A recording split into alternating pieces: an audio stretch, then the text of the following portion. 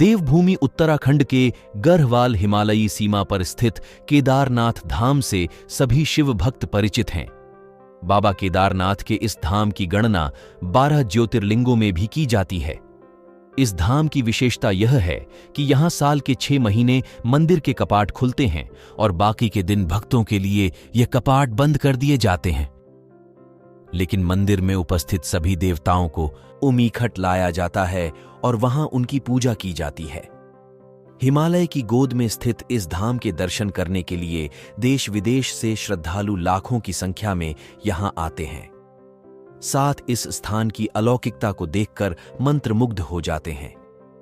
मान्यता है कि बाबा केदारनाथ के दर्शन के बाद ही बाबा बद्रीनाथ के दर्शन करने की मान्यता है, अन्यथा यहां की गई पूजा निष्फल हो जाती है। इसके साथ धार्मिक ग्रंथों में यह भी बताया गया है कि यहां बाबा केदारनाथ सहित नर नारायण के दर्शन करने से सभी पाप मुक्त हो जाते हैं और अंत में मोक्ष की प्राप्ति होती है। आइए जानते हैं केदारनाथ धाम से जुड़ी रोचक कथा और रहस्यों के विषय में। वीडियो देखने से पहले वीडियो को लाइक करें, शेयर करें और कमेंट करें। इस तरह की जानकारी प्राप्त करने के लिए हमारे YouTube चैनल ज्ञान शक्ति 2.0 को सब्सक्राइब करें।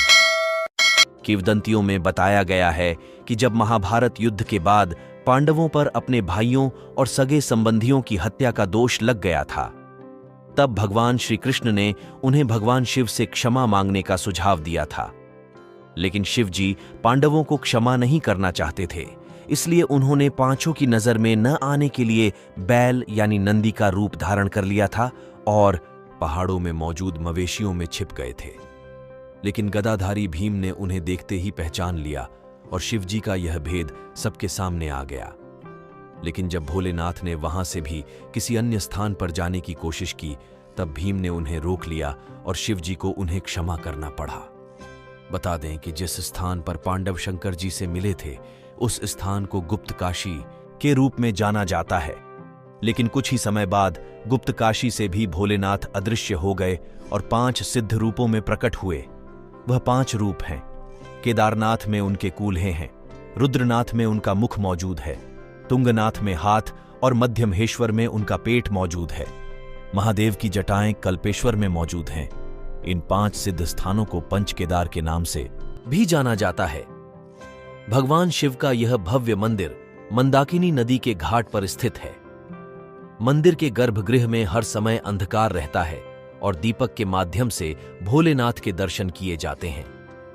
यहां स्थापित शिवलिंग स्वयंभू है, जिस वजह से इस स्थान का महत्व और अधिक बढ़ जाता है।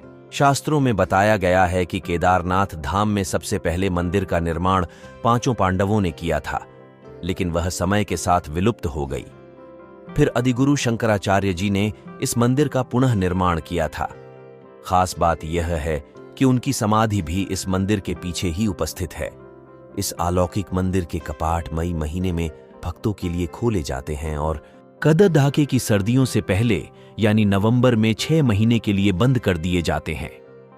ऐसा इसलिए क्योंकि यहां की ठंड को सहन करना साधारण व्यक्ति के लिए संभव नहीं है। इसके साथ इस मंदिर के संदर्भ में पुराणों में यह भविष्यवाणी भी की गई थी कि एक समय ऐसा आएगा जब केदारनाथ धाम का समूचा क्षेत्र और तीर्थ स्थल लुप्त हो जाएंगे। यह तब होगा जब दिन नर व नारायण पर्वत एक दूसरे से मिलेंगे, तब इस धाम का मार्ग बंद हो जाएगा। इस घटना के कई वर्षों बाद भविष्य बद्री नाम के तीर्थ का उत्थान